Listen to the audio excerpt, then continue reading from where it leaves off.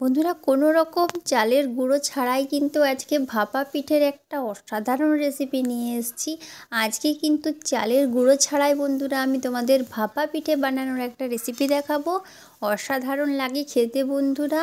এটা কিন্তু তোমরা একবার বানিয়ে খেলে কিন্তু বারবার বানিয়ে খাবে, এতটাই সুস্বাদু হয় বন্ধুরা। তো দেখতে থাকো রেসিপিটা শেষ পর্যন্ত। আমি এই ভাপা পিঠেটা চালের গুঁড়ো ছাড়া কিভাবে বানালাম। আর যদি তোমাদের রেসিপিটা ভালো লাগে তাহলে কিন্তু অবশ্যই একটা লাইক দিয়ে আমার চ্যানেলটা সাবস্ক্রাইব করতে ভুলবে না। আর ভিডিওটা কিন্তু বেশি বেশি করে শেয়ার করে দেবে তোমাদের বন্ধুদের সাথে। চলো রেসিপিটা শুরু করি। এই দেখো এখানে আমি নিয়েছি সেদ্ধ চাল, এটা কিন্তু আগের দিন রাত্রে ভিজিয়ে রেখেছিলাম ওটাকে। এখানে নিয়েছি নারকেল কোড়া আর গুড়। কড়াই বসিয়ে দিলাম, কড়াইতে নারকেল কোড়া আর গুড়টা একসাথে আমি দিয়ে দিলাম। এটাকে ভালো করে একটু মিশিয়ে নেব। ওভেনটা অন করে দিয়েছি বন্ধুরা। এই দেখো এটাকে একদম হয়ে এসছে। তো দেখো বন্ধুরা এখানে কিন্তু চালটা আমি পেস্ট করে নিয়েছি, যে চালটা আমি রাত্রে ভিজিয়ে রেখেছিলাম। আর ওই চালের মধ্যে আমি এখানে দিয়ে দিচ্ছি সুজিটা মোটামুটি আন্দাজ মতো দেবে। আমি এখানে বড় চামচে 3 চামচ দিয়েছি। তো সুজিটা আমি অ্যাড করে দিলাম। এরপর আমি কি কি দিচ্ছি তোমরা দেখতে থাকো। দিয়ে দিলাম সামান্য একটু বেকিং সোডা,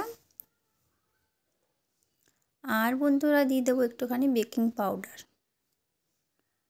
দিয়ে দিলাম একটুখানি লবণ দিয়ে দিলাম বন্ধুরা স্বাদের জন্য। এটাকে চামচ দিয়ে ভালো করে আমি মিশিয়ে নেব। এই দেখো এরকম একটা ব্যাটার তৈরি হবে কিন্তু, ভালো করে মিশিয়ে মিশিয়ে খুব সুন্দর। এই দেখো এরপর আমি দিয়ে দিচ্ছি একটুখানি দই, টক দই দিয়ে আবারও মিশিয়ে নেব। এইখানে আমি 2 গ্লাস নিয়ে নিয়েছি, গ্লাসে একটুখানি তেল লাগিয়ে নিয়েছি বন্ধুরা। এরপর একটুখানি ব্যাটার আমি এই গ্লাসের মধ্যে দিয়ে দিলাম। নারকেলের যে পুরটা করেছিলাম সেটা কিন্তু মধ্যেখানে দিয়ে দিলাম। এই দেখো কত সুন্দরভাবে দুটোতেই দিয়ে নিয়েছি বন্ধুরা। এরপর কিন্তু ওপর থেকে আমি আবারও ব্যাটার দিয়ে দেব। এই দেখো বন্ধুরা দুটোই ভর্তি করে নিয়েছি। এরপর এটাকে আমি কড়াইতে জলের মধ্যে বসিয়ে দেব। এই দেখো এভাবে সিদ্ধ হবে কিন্তু। তো দেখো এখানে সেদ্ধ হয়ে গেছে পিঠেটা। এরপর এটাকে তুলে নেব। তো দেখো দুটোকেই আমি তুলে নিয়েছি বন্ধুরা। তো তোমাদের আমি দেখাই সামনে থেকে যে কতটা সুন্দর হলো এই পিঠেটা। এই দেখো দেখো বন্ধুরা একদম নরম তুলতুলে একটা গ্লাসের মতো হয়েছে। এই দেখো এইদিকে পুরটা দেখা যাচ্ছে কতটা সফট হয়েছে। দেখো বন্ধুরা চাপ দিলেই কিন্তু একদম স্পঞ্জের মতো লাগছে, এতটাই স্পঞ্জি হয় এই পিঠেটা। এই দেখো উল্টো দিকে দেখো নারকেলের পুর পুরো ঠাসা। চলো এগুলো কেটে নিই। এরপর এই দেখো ছুরি দিয়ে কিন্তু ঠিক এইভাবে কেটে নেব।